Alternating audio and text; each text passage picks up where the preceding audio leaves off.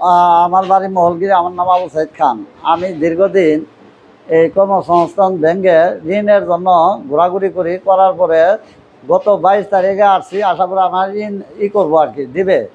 তো উনি আমার বললো ডাকিনি যে আপনি ঋণ তো চান, আপনাকে দেওয়া হবে টাকা, 1,10,000 টাকা দিতে হবে। এটা আবার এখন কী করেন, আপনি 1,10,000 টাকা দিতে হবে। হ্যাঁ, আমি তো টাকা দিয়ে তুলবো না। হ্যাঁ, তো আমার ছোটো ভাই আমি ফোন দিই যে আসি, তো দেখি তুই বলল আমি ইসলামপুরে আসি, বলে আইতে আল্লাহ ব্যাংকে।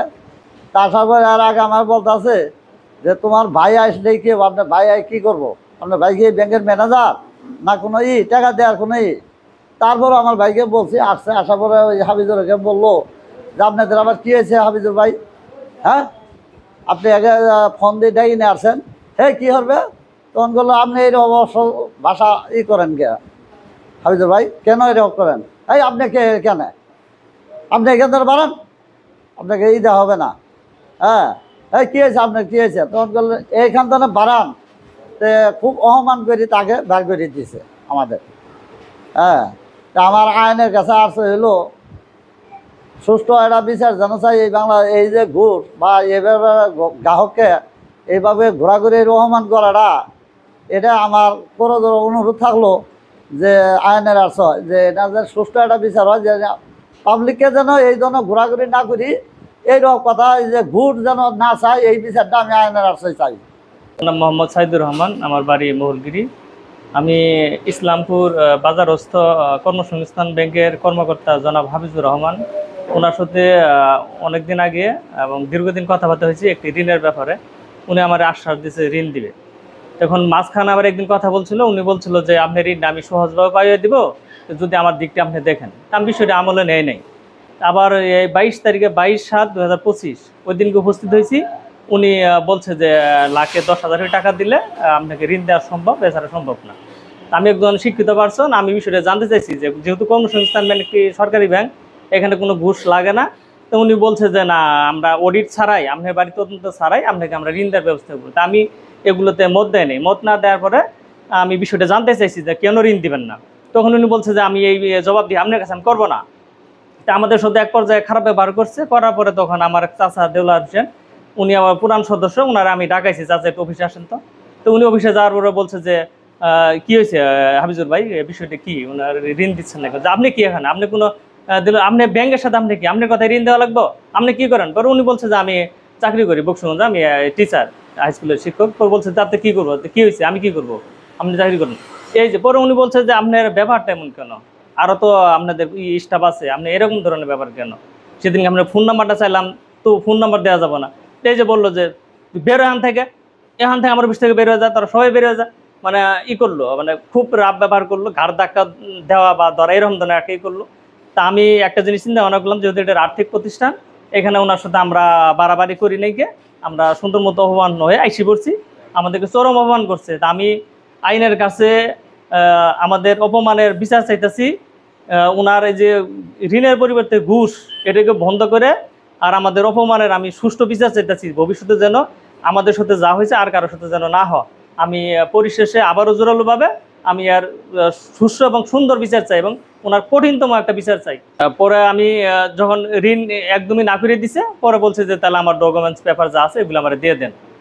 পরে আমার কাগজপাতি দিয়ে আমরা বেরিয়ে এসে পড়ছি, অপমান করে বের করে দিছে। পরে আমরা এই সংবাদ সম্মেলনের মাধ্যমে বা মিডিয়ার মাধ্যমে আমি ওনার সুষ্ঠু এবং কঠিন বিচার চাই। আমার বড় ভাই মোহাম্মদ আবু সাইদ খান এবং আমার ভাতিজা মোহাম্মদ সাইদুর রহমান খান দীর্ঘদিন যাবৎ এই কর্মসংস্থান ব্যাংকে ঋণ নেওয়ার জন্য ঘোরাঘুরি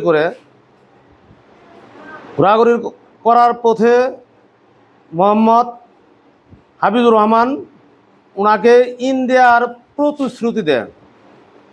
দীর্ঘ 22 তারিখে মঙ্গলবার ওনাকে ওনারা ইনার জন্য ব্যাংকে যাওয়ার পরে ওনাকে গোপনীয়ভাবে ডেকে নিয়ে বলে যে 1,10,000 টাকা ঘুষ দিতে হবে।